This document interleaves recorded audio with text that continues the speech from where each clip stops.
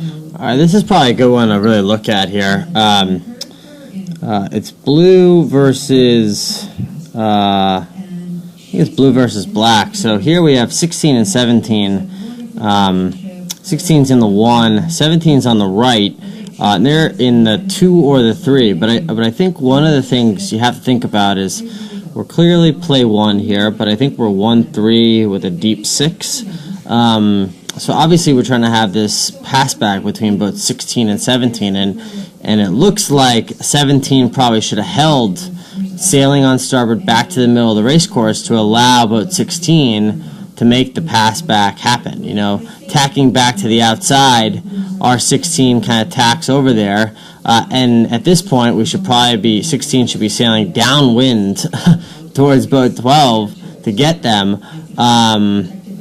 But you could tell they're nervous about 10 on the inside, so they tack back, right? And this was the issue we dealt with a lot this past weekend, where if we're in a 1-3-6 and it's a little bit of a sketchy 1-3-6, it leaves us really vulnerable here, right? So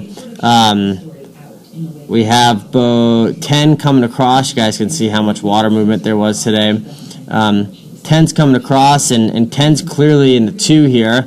And I think they're in a super slow mode, right? So, like, this is where this is vulnerable. 1 is screen right. The first place boat is screen right here. 10 is slowing 17. But if 10 just slows 17 enough for their teammate to cross on port, black is probably going to finish 1-3-5, right? And because boat 18, the third place blue boat, is so far back, they're in a position to potentially go 2-3-5 and win, you know, and unfortunately my camera work sucks here.